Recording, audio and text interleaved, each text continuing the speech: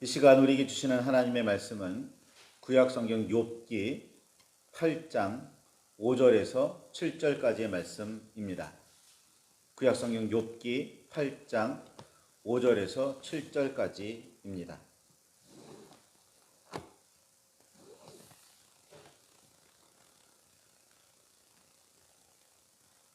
찾으셨으면 우리 함께 말씀을 한 목소리로 봉독하시겠습니다.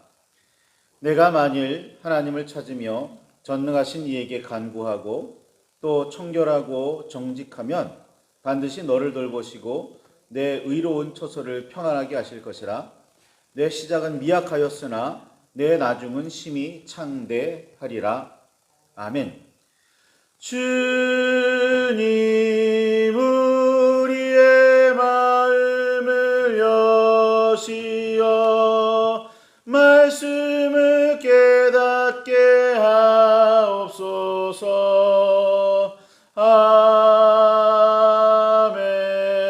아멘. 주님의 사랑과 그 크신 은혜가 저 여러분 안에 가득하기를 소망합니다. 어느 날 갑자기 덮친 갖가지 재앙들 때문에 욥은 몸과 마음이 그야말로 엉망이었습니다. 갑자기 스바 사람들과 갈대아 사람들이 쳐들어와서 모든 가축, 즉 재산을 약탈해 갔고 이 와중에 종들도 대부분 죽임을 당했습니다.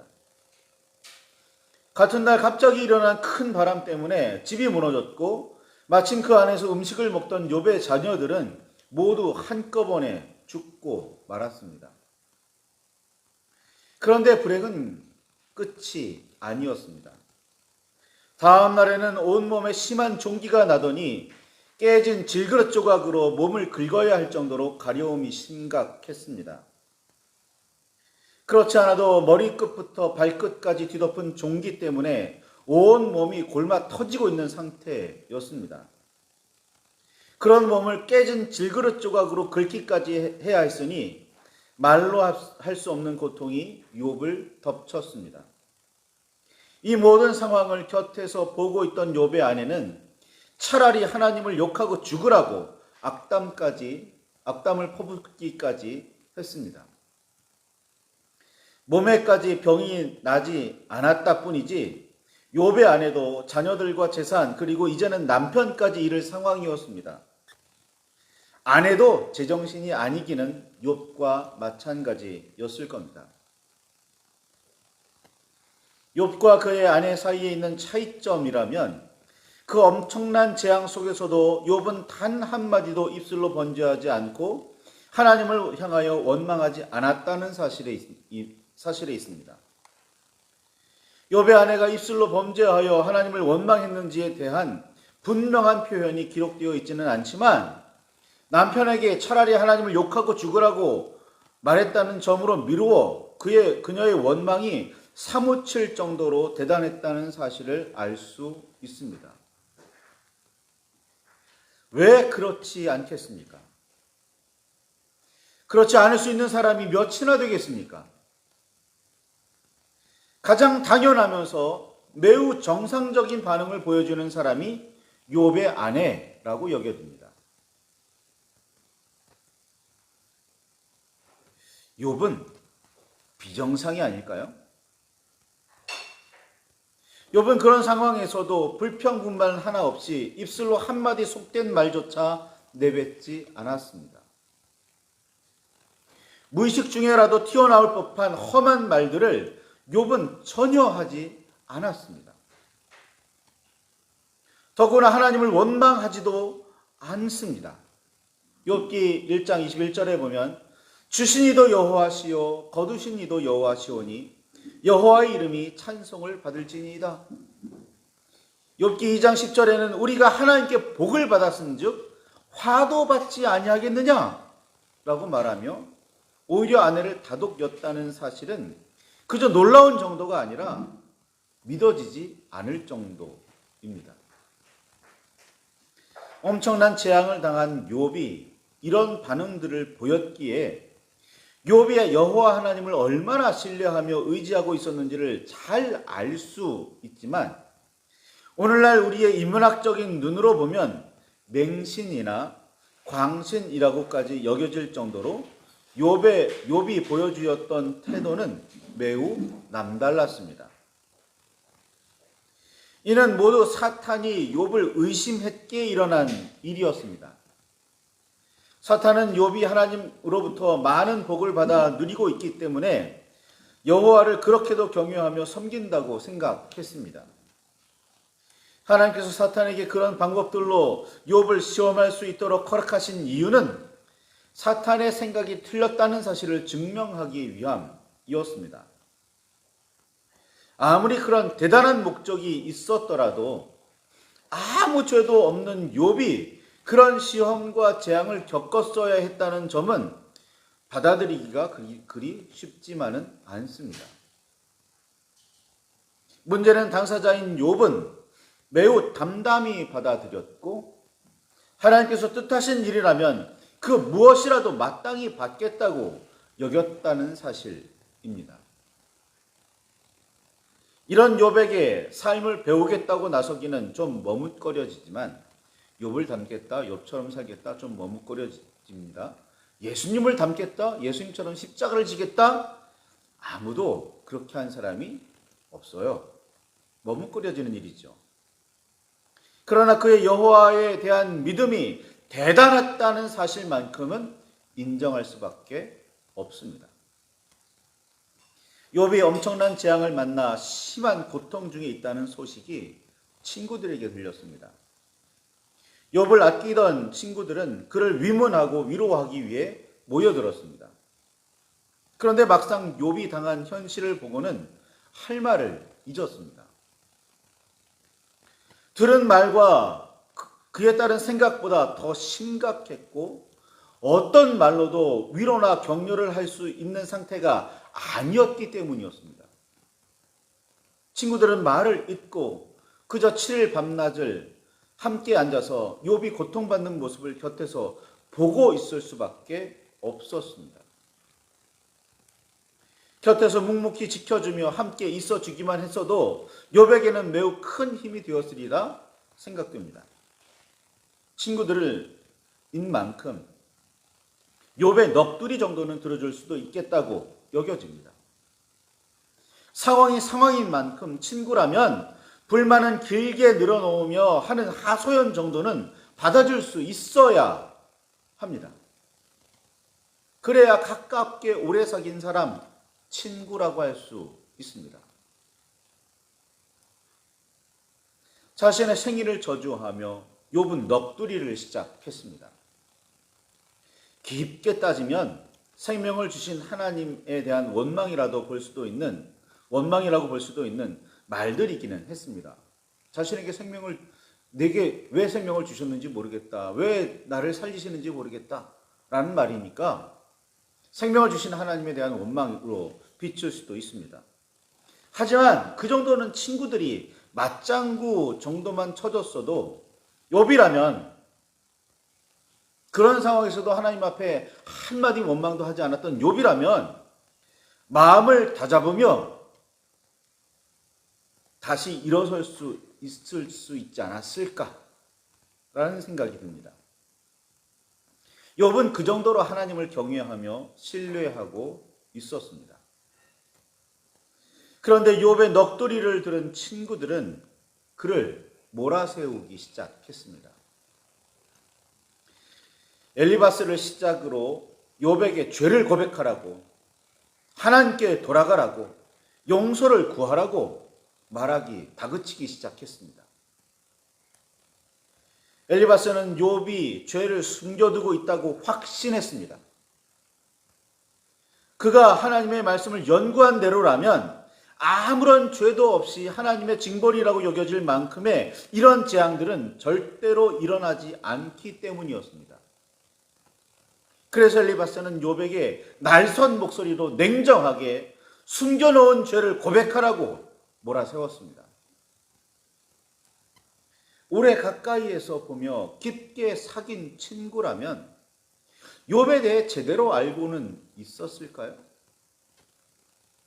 친구라면서 욥에 대해서는 제대로 알고는 있었을까요? 욥기를 끝까지 읽고 묵상한 후 결론적으로 보면 엘리바스를 비롯한 친구들은 욥을 비롯해 하나님도 제대로 알지 못했다는 사실이 밝혀집니다. 그러나 친구들은 단 한 번도 그런 생각을 하지 않았습니다.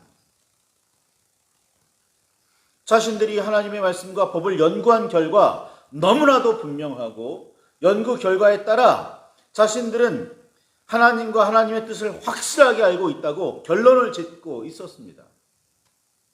그리고 그 기준으로 보면 욥은 분명한 죄인이라고 판단했습니다.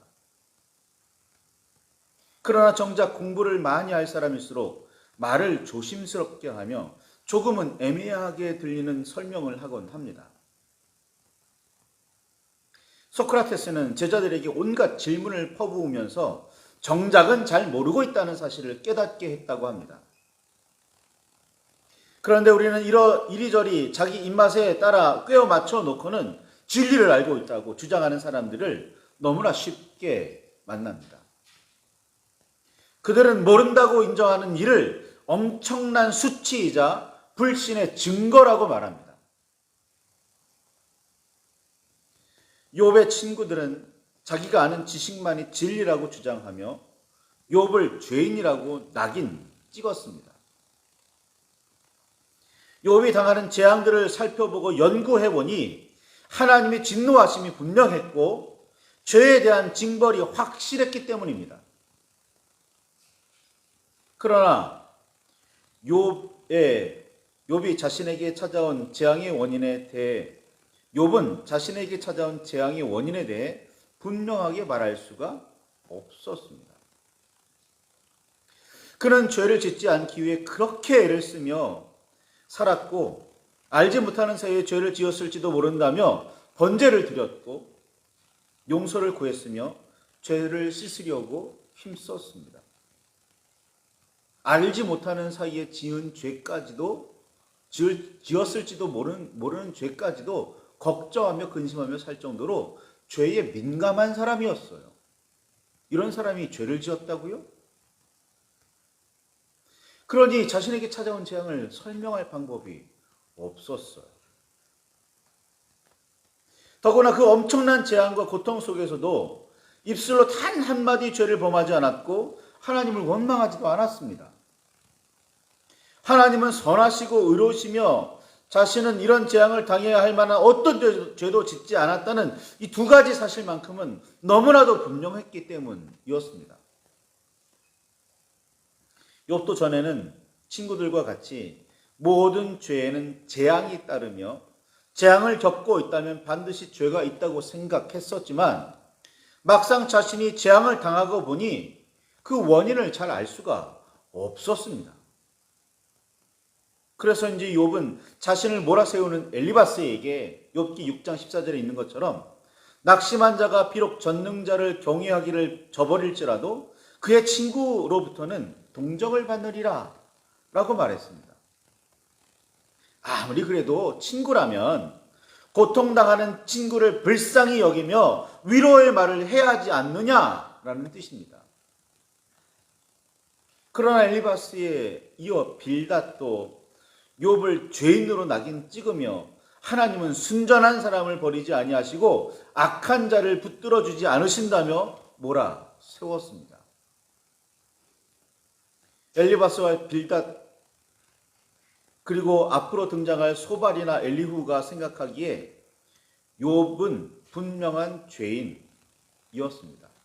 그 확신은 모두가 같이 가지고 있었습니다.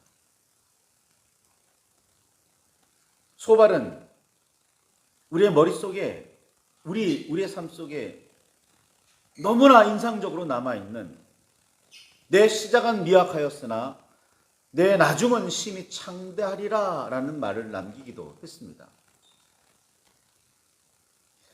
많은 사람이 이 문구를 잊지 않고 기억하려고 하며 액자에 넣어 마치 부적이라도 되는 듯이 일터에 걸어두기도 합니다. 그러나 이 말은 앞부분을 반드시 읽고 함께 묵상해야 합니다. 앞부분이 빠진 뒷부분만으로는 제대로 된 말씀도 아닙니다. 그런 일은 무조건 일어나지 않기 때문입니다. 욥기 8장 5절과 6절의 말씀을 보면 내가 만일 하나님을 찾으며 전능하신 이에게 간구하고 또 청결하고 정직하면 반드시 너를 돌아보시고 내 의로운 처소를 평안하게 하실 것이라 라는 말씀을 반드시 함께 기억하며 묵상해야 합니다. 하나님을 찾고 전능하신 이에게 간구하며 청결하고 정직하다면 하나님께서 반드시 돌보시고 편하게 하실 것이기에 시작은 미약하더라도 반드시 창대하게 되리라 말씀입니다.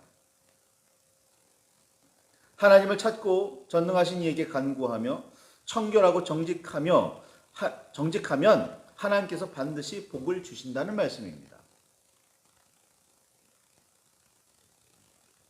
그러니 강조점은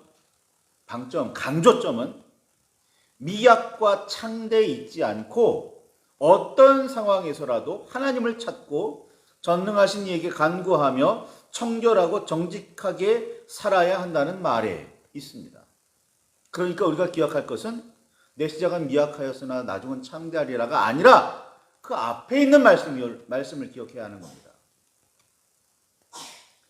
그러나 이 말은 틀리지 않은 말이고 선지자들을 통해 하나님께서 늘 선포하시는 말씀이기도 합니다.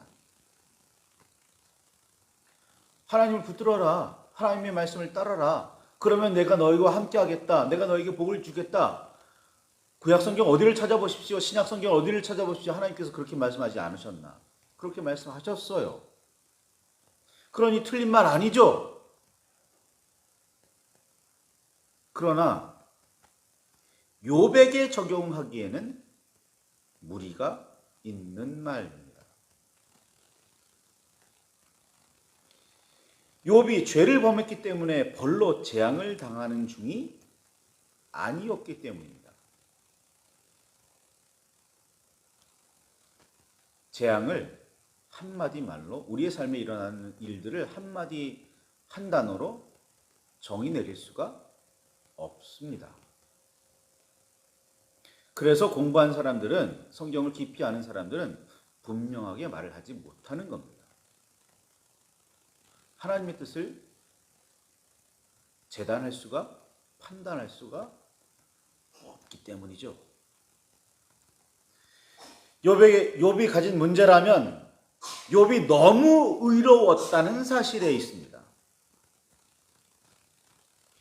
사탄은 욥의 의로움을 의심했고 하나님께서는 시험이라는 방법을 통해 욥의 믿음이 온전함을 사탄에게 증명하려고 하셨습니다.